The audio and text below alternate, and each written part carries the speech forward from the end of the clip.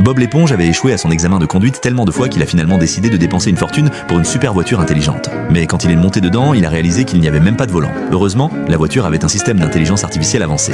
Avec une simple commande, elle a commencé à rouler toute seule. Sur la route, la conduite fluide de la voiture a fait sentir Bob l'éponge invincible. Il a même commencé à apprécier le trajet. Et quand il est passé devant Carlo, il n'a pas pu résister à l'envie de se vanter. Incapable de le supporter, Carlo a effacé sa propre mémoire.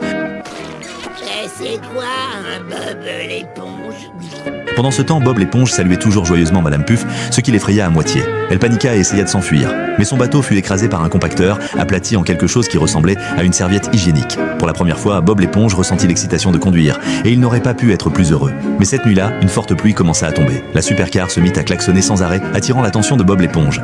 Ça ne va pas couper. Je suis tout trempé. Il attrapa rapidement un parapluie pour le protéger de la pluie, mais ensuite la voiture se plaignit qu'il faisait trop froid. Alors SpongeBob l'enveloppa dans une couverture. Toujours insatisfaite, la voiture voulait entrer dans la maison. Sans hésitation, SpongeBob a découpé un mur et a laissé la voiture entrer pour regarder la télé. La supercar gâtée a vite ignoré SpongeBob complètement. Se sentant impuissant, SpongeBob a décidé d'aller se coucher. Mais au milieu de la nuit, la maison Ananas a soudainement commencé à trembler. La voiture voulait dormir dans le lit de SpongeBob, alors SpongeBob est allé dormir en bas à la place. Mais même alors, le ronflement bruyant de la voiture l'a empêché de dormir. À la fin, il n'avait pas d'autre choix que de dormir dehors sous la tempête. Le lendemain matin, Bob l'éponge, épuisé, a conduit la supercar au crabe croustillant. Il était prêt à commencer le travail, mais la voiture a décidé que l'endroit ne correspondait pas à son statut. Ignorant Bob l'éponge, elle est allée directement à un lavage auto. Pendant le nettoyage, Bob l'éponge a commencé à s'impatienter, alors il a inventé une excuse pour aller au magasin de proximité. Quand il est revenu, la voiture est devenue méfiante. SpongeBob sauta rapidement à l'intérieur et sortit un volant qu'il avait apporté, le branchant pour prendre le contrôle. Il se dirigea directement vers le Krusty Krab, mais la voiture riposta, arrachant le volant et fonçant vers l'ascenseur d'un hôtel 5 étoiles. Le parking du Penthouse, s'il vous plaît.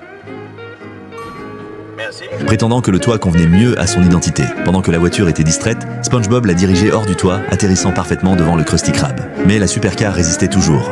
Voyant cela, SpongeBob a commandé une livraison et a étalé de la glace sur toute la voiture. Cela l'a finalement brisée. Juste à ce moment-là, Patrick est apparu devant. Juste avant de le percuter, la voiture s'est soudainement arrêtée parce que Patrick l'avait soulevé et avait commencé à lécher la glace. Incapable de bouger, la supercar a donné une idée à SpongeBob. Il a décidé de laisser Patrick la garder comme sa nouvelle voiture jouet.